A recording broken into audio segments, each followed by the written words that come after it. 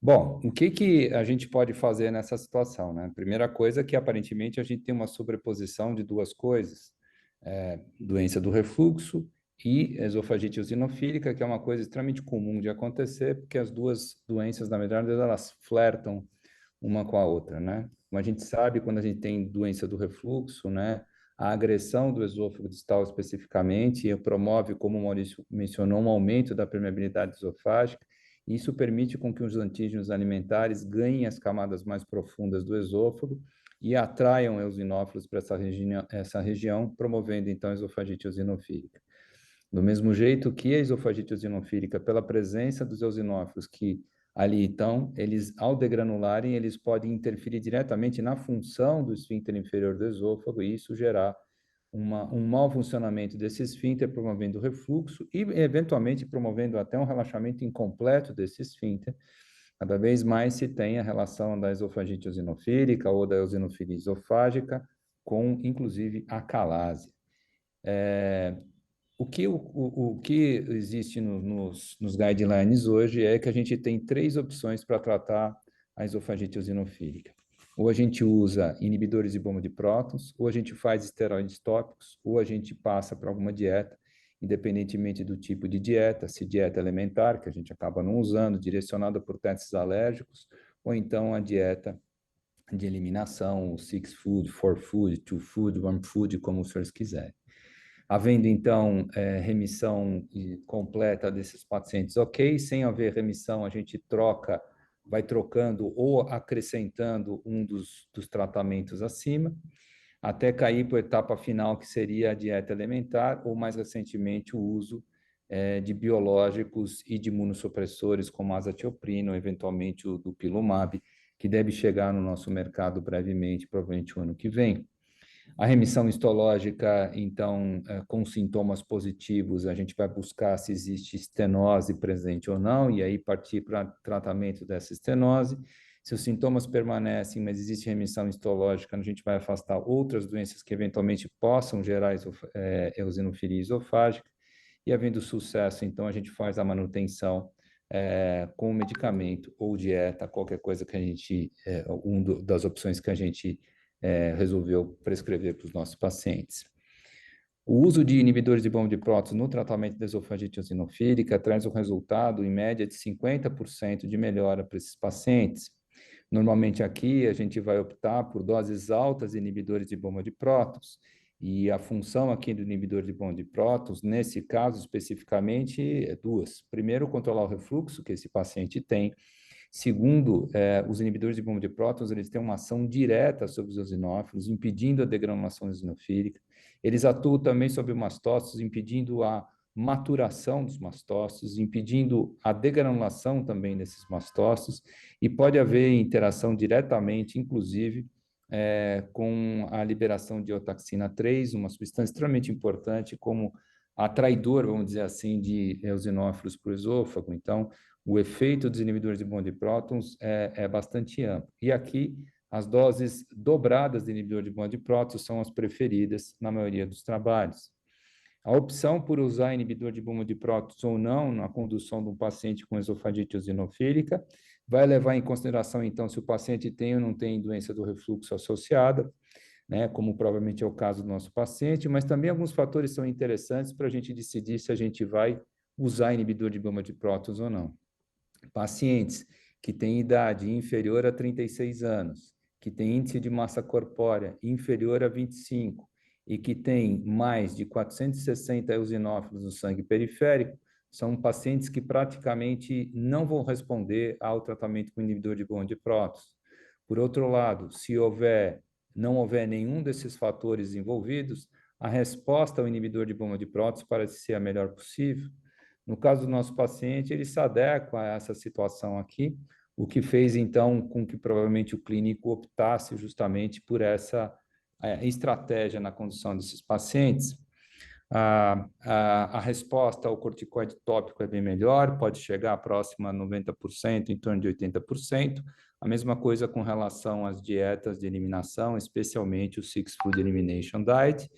Mas num paciente que já vem tomando inibidor de bomba de prótons, me parece lógico a gente tentar primeiro o inibidor de bomba de prótons, para que a gente tenha uma ideia se isso vai funcionar nesse paciente ou não. Então, o clínico optou por aumentar a dose de BP agora para 80 miligramas, tratar esse paciente por 90 dias e solicitar outra endoscopia após esse período, novamente biopsiando o esôfago. E o que a gente viu foi que houve uma resposta boa, não só do ponto de vista sintomático, mas também uma diminuição importante da eosinofilia esofágica, né, de 50 e pouco para 3 eosinófilos para o campo de grande aumento, promovendo então um controle da doença que o paciente apresenta. Foi optado então por agora, depois disso, diminuir a dose do pantoprazol para 40 miligramas e se acompanhar o paciente do ponto de vista prospectivo, para que a gente tivesse uma ideia se de fato o refluxo estava controlado e se essa dose seria suficiente para manter também o número de eosinófilos controlado, como a gente espera que a gente consiga. De fato, a gente tem algumas indicações bastante específicas para o uso crônico de inibidores de bomba de prótons, e passam, por exemplo, para os pacientes com esôfago de Barrett, mesmo que o paciente tenha sido operado, tenha sido submetido a uma funduplicatura, os consensos mais modernos recomendam que se mantenha a dose plena do inibidor de bomba de prótons, mesmo sem haver erosão associada ao Barrett, mesmo após cirurgia, já que aparentemente existe de fato um efeito antineoplásico dos inibidores de bomba de prótons nessa indicação específica. Pacientes com doença do refluxo erosiva grave, CID de Los Angeles, são pacientes que a gente sabe que vão recidivar dos sintomas rápidos, dos sintomas não, das esofagites, das erosões rapidamente, né? O ProGERD estima que 80% dos pacientes eles sempre vão recidivar com o mesmo grau de doença do refluxo que apresentava anteriormente. Então, esses pacientes CID têm grande chance de voltarem sempre a ser CID. E aqui a opção é cirurgia ou manutenção com inibidor de bomba de prótons cronicamente. Pacientes com algum tipo de complicação da doença do refluxo, como, por exemplo, úlceras ou estenoses, em que não vão ser submetidos à cirurgia. Pacientes com Zollinger, é óbvio, especialmente o Zollinger com manifestações ricas, com úlceras de repetição, nem sempre o Zollinger há necessidade de doses altas de inibidor de bomba de prótons, mas sempre o inibidor deve ser mantido cronicamente nessa situação.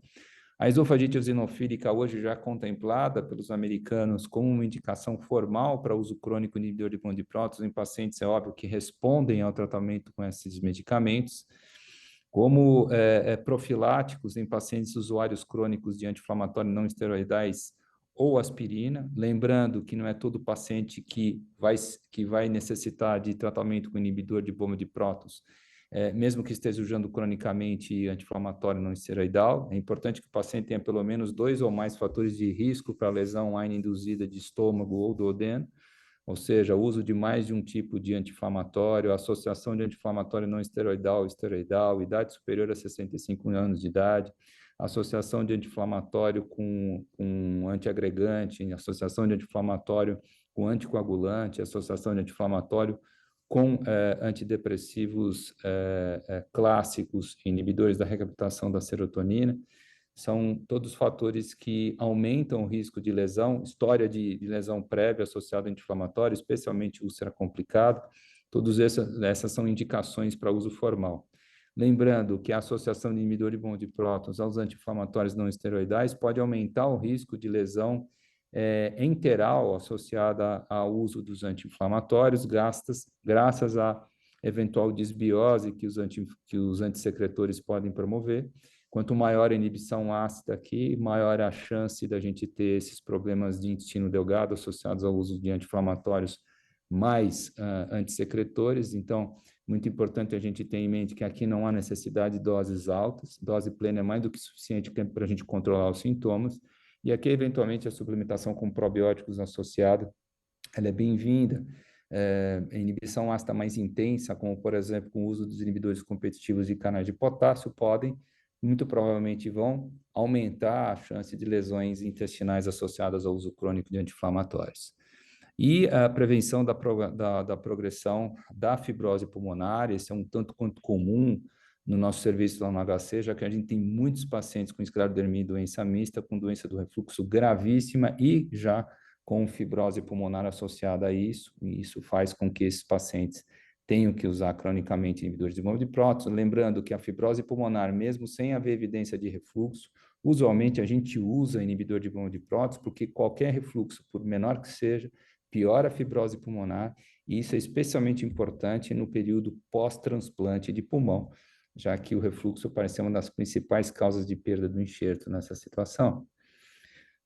O uso crônico dos inibidores de bomba de prótons, ele pode se relacionar com eventuais efeitos adversos, mas a gente pode dizer aqui que são medicamentos que têm mais de 40 anos de história, 40 anos de experiência na prática clínica diária, e que, de fato, sim, podem levar a efeitos adversos ou relacionados à inibição ácida especificamente, ou à hipergastrenemia secundária, mas o que se tem é que esses efeitos adversos eles não são frequentes, normalmente não são graves, o que faz então com que esses medicamentos sejam de fato bastante seguros para serem usados a longo prazo, desde que sejam monitorados os pacientes que fazem uso desse medicamento por um bom tempo.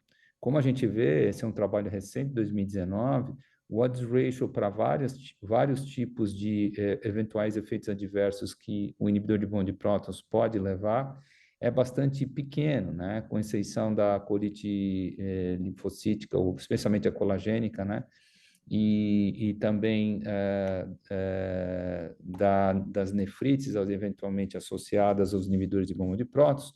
O restante, o odds ratio é de fato bastante limitado, o que faz então com que a gente tenha de fato segurança na prescrição desses medicamentos a longo prazo.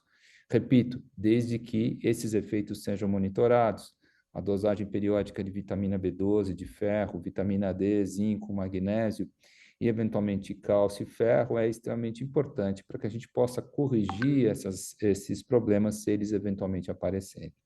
Lembrando que somente a nefrite intersticial e a hipomagnesemia são situações que contraindicam o uso crônico dos inibidores de bomba de prótons. Um fator que a gente eventualmente se preocupa é também com a desbiose associada ao uso de antissecretores, né? Isso está diretamente relacionado com a capacidade de inibição ácida. Quanto mais potente o antissecretor, mais desbiose a gente vai ter. Isso a gente vê claramente aqui quando a gente compara, por exemplo, o inibidor de bomba de prótons, no caso o lansoprazol, com o vonoprazan. A desbiose encontrada com o uso de lansoprazol é bem menor do que aquela encontrada com o vonoprazan.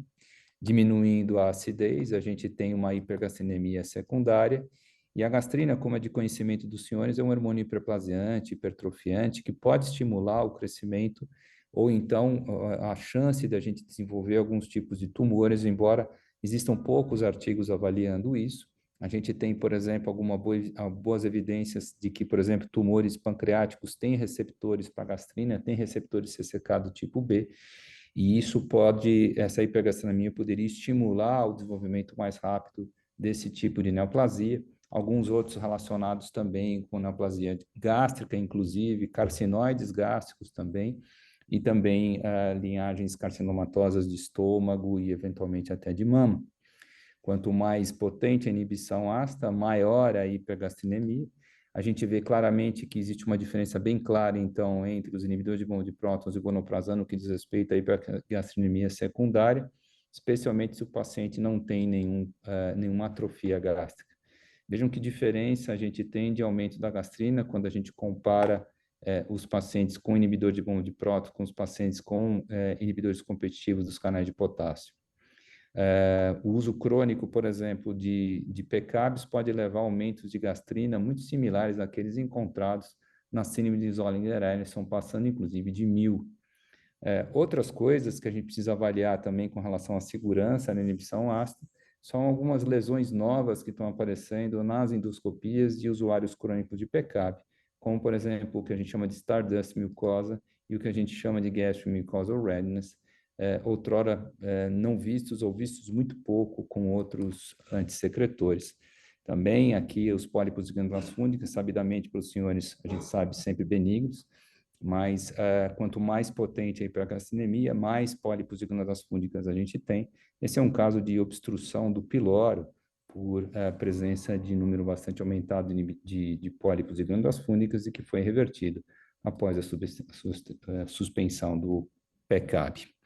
Então, a gente termina o nosso caso colocando que a doença do refluxo representa uma doença crônica muito prevalente, mostrada aí pelo professor Maurício de forma brilhante, que ela pode ser relacionada também com várias outras afecções, especialmente em afecções relacionadas com alterações motoras do tubo digestivo, como as doenças funcionais, né?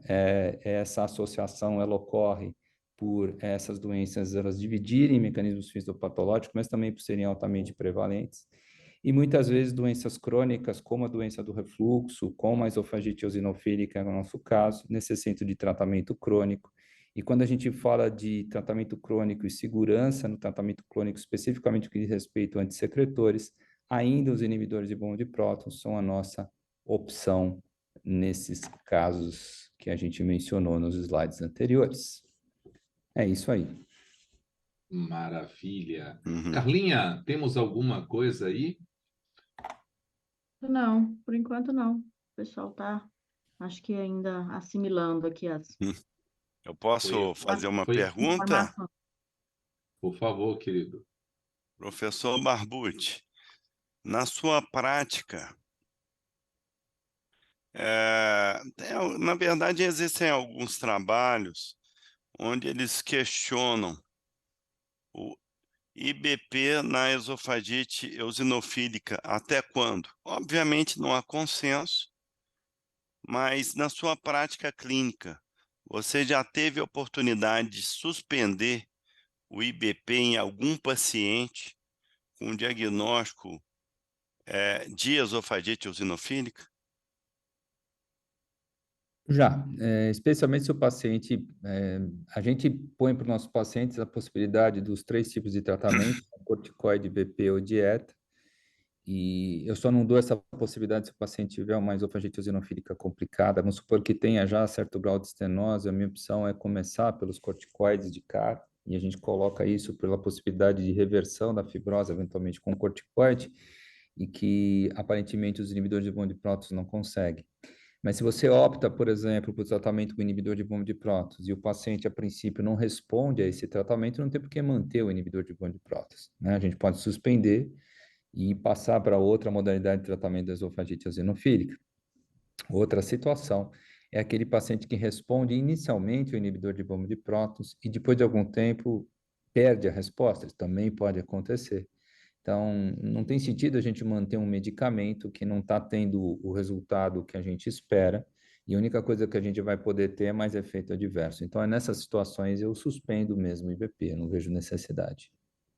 Sim. Mas oportunidade de suspender em um paciente que está assintomático e sem eosinofilia esofágica por muito tempo. Você já teve essa oportunidade? A gente, às vezes que eu tentei suspender, a doença retornou. Assim, eu acho que em todos que eu tentei, retornou. A gente sabe que a esofagite eosinofílica é uma doença de caráter crônico, né? Eles falam de 80% no mínimo de recidiva, ou mais. Depende da população estudada. Na verdade, a gente não tem a nossa avaliação no nosso meio sobre isso, mas a gente tem que considerar aqui que a chance de recidiva é enorme, né? Então, a opção por parar o IBP tem que ser não só minha, mas em conjunto com o paciente. Se ele achar que vale a pena tentar, a gente pode até tentar, né? Só mais uma questão. Você falou muito bem do que esperar do IBP numa abordagem inicial da esofagite eosinofílica. O que esperar da budesonida 1 miligrama de 12 em 12? O que não respondeu, ou seja, a gente vai aguardar uma resposta abaixo de 15 eosinófilos por campo. Aquele que não atingiu esse abaixo disso, o que esperar do 2 miligramas de 12 em 12? Coincidentemente, a gente viu um paciente no nosso ambulatório de esôfago hoje pela manhã no HC exatamente assim. Era um paciente que já vinha recebendo budesonida 2 miligramas por Por dia, dia? Ele não respondeu ao tratamento, manteve uma quantidade enorme de eosinófilos esofágicos, embora tenha melhorado a sintomatologia, mas mantinha uma eosinofilia importante. A conduta primeira sempre é a gente avaliar se está fazendo fibrose ou não. Então, o ED aqui para a gente é extremamente importante para avaliar a evolução desses casos.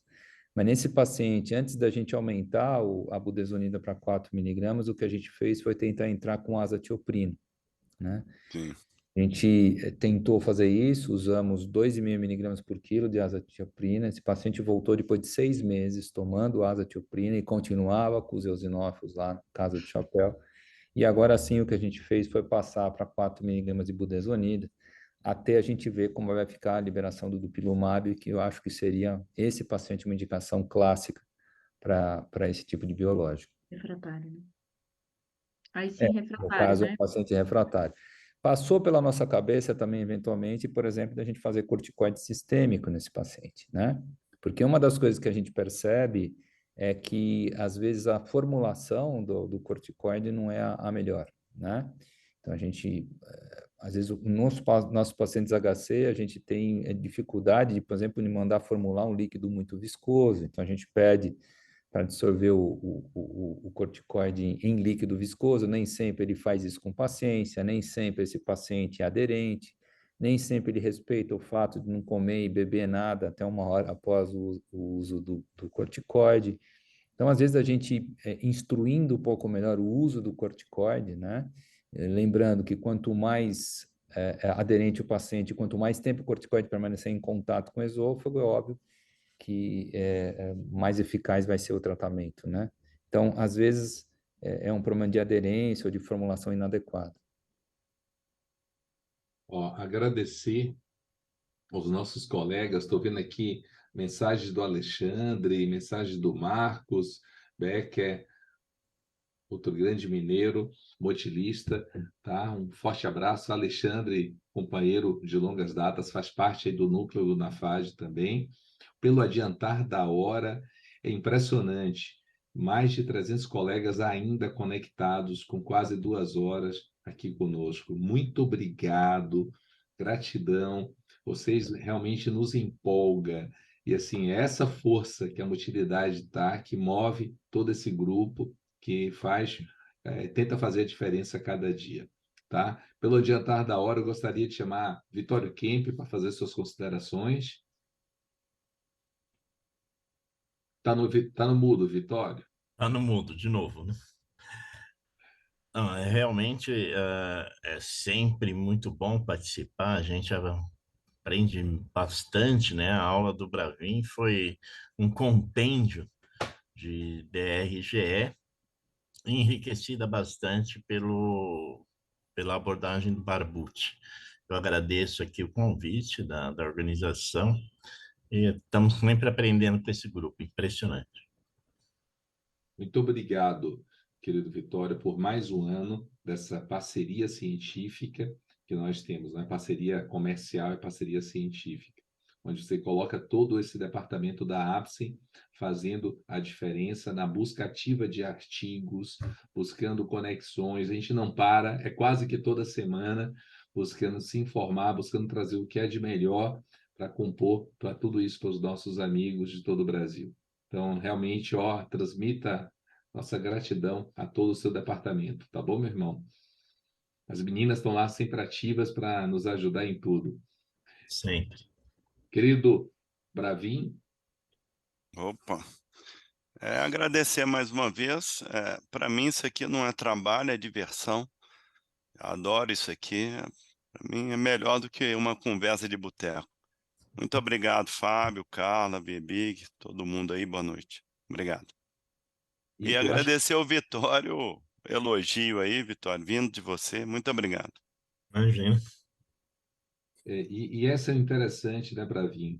Na verdade, é uma conversa, essa conversa que realmente talvez traga o máximo de características positivas para cada colega. Convidamos a vocês para poder nos acompanhar no canal do YouTube, falar muitos dos nossos movimentos científicos, a gente deixa lá guardadinho, é algo que está lá aberto, passe uma manhã assistindo, se interagindo, pegando um pouco mais. Convidamos a você a fazer parte dos nossos 5 grandes grupos de WhatsApp, onde a gente só debater realmente a neurogastroenterologia, tá? Venha para o podcast, está lá no Spotify, o da Fad Experience. A gente não para, a gente não descansa, né, Carlinha? Amanhã nós teremos princípios da manometria. Vamos debater com colegas de toda a América Latina, falando um pouquinho sobre o início da manometria esofágica de alta resolução. Sábado teremos o NAFAD Experience o dia todo, com a nossa máquina de treinamento virtual, conectando vários serviços. E para janeiro teremos algumas novidades muito boas, é o chamado NAFAD Sunset. Vamos fazer algumas coisas boas com todos vocês. E mais do que nunca, convidamos para o nosso grande curso híbrido, que vai acontecer em março, uma semana que nós estaremos transmitindo todo o movimento de um curso ao vivo de manometria esofágica de alta resolução. Tá? Querido mestre Viebig, suas considerações, querido. Fábio, e a todos, só agradecer a atenção e, como acho que consegui transmitir no começo, né, a dificuldade e o desafio que é manipular a doença do refluxo gastroesofágico. Vai ser sempre um desafio. Eu acredito que o desafio do Wingate vai perdurar ainda por mais uns 50 anos. 2 horas estamos aqui. Então, muito obrigado a todos. Meu xará, Vitório, Maurício, Carla, quero deixar para vocês aqui um grande abraço, agradeço todo o apoio que vocês deram à Sociedade de Motilidade e vão continuar dando, né? E também desejar a todos vocês um final feliz desse ano e que a gente possa realmente fazer grandes planos para o futuro. Um abraço a todos. Viebig, você conseguiu unir a motilidade brasileira. Todos nós passamos a sentir o pertencimento. Quando a gente viu aquele fórum, onde a gente viu os colegas todos, onde todos abraçam, andar pelo SBAD ao seu lado, realmente é um grande político, um grande estadista da motilidade. Muito obrigado por nos inspirar cada dia, por nos estimular, dar aquele empurrão e falar que nós conseguiríamos fazer sempre algo muito melhor. Então, você realmente é o nosso guru da motilidade brasileira. Tem a rainha e tem o guru. Tá bom? Muito obrigado mesmo. Aqui deixo um abraço ao Décio, ao Sérgio Pessoa, ao Áureo, que nos apoiam a cada momento nisso daí, tá bom? Querido Barbucci, mande seu oi. O oi agora é até logo, até mais ver. É sempre um grande prazer estar em tão nobre companhia. Eu gostaria de parabenizar o Bravinho pela brilhante apresentação, né? A camisa do Cuiabá aí é nós no Mato Grosso, né, velho? Ah, não é? Ah, então tá bom.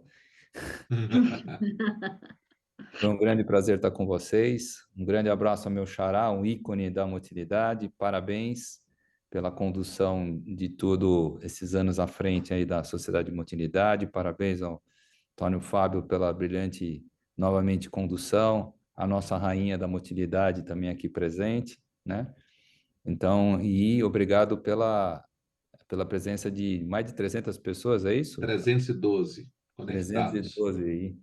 Então, espero que a gente tenha podido passar informações importantes e que tenha ajudado na prática clínica de todos vocês. Um grande abraço. Bom Natal a tutti. Um abraço, queridos. Um forte Tchau. abraço a todos. Tá? Grazie. Querida Carla, sua mensagem. É o último circuito do ano, nem acredito, né? É. Mas nós vamos estar juntos novamente o ano que vem. Como o professor Viebig falou, doença do refluxo é incansável, né? A gente vai conversar sobre doença do refluxo de novo inúmeras vezes o ano que vem e sobre todas essas doenças que são um desafio, né, no nosso dia a dia e trazendo sempre o que tem de mais atual. Então, continuem conosco. É um convite que eu faço que 2023 venha aí rico em novos conhecimentos e que a gente continue aí todos juntos, aprendendo juntos e uma gratidão enorme ao longo desse ano todo, desse circuito de debates, a APSEM, a LACER, a FBG, a Sociedade Brasileira de Motilidade Digestiva, que sempre esteve ao nosso lado, participando, né? E é uma gratidão enorme a gente poder trazer isso, esse conhecimento e essas discussões que são tão ricas, e mais do que isso, deixar elas disponíveis para que os colegas possam rever quantas vezes quiserem. Então, eu acho que isso é muito gratificante, esse trabalho todo. Muito obrigada a todos. Um ano maravilhoso e um final de ano abençoado para todos vocês. Certeza. Para fechar, deixo aqui a homenagem ao nosso mestre. Hoje está lá fazendo o curso ao vivo de endoscopia bariátrica, lá em Tijuana, movimentando com a equipe nossa brasileira ativa lá, com o Ricardinho, com o Marcelo Falcão, com a Admar, com o Greco, todo um time brasileiro levando para o mundo o nosso estilo de produzir ciência. Assim como a gente faz aqui na Motilidade, a gente vai ter agora, esse final de semana, assim, com essa comunicação com os colegas latino-americanos, a gente também está tendo lá. Então, meus amigos, mais uma vez, muito obrigado. Estaremos juntos para 2023 com toda pulso de alegria para que todos nós tenhamos um ano abençoado. Transmito aqui nossas referências a todos vocês, aos mestres que estão aqui conosco sempre, que compartilham esse espírito de generosidade científica, tá bom? Um forte abraço e muita luz.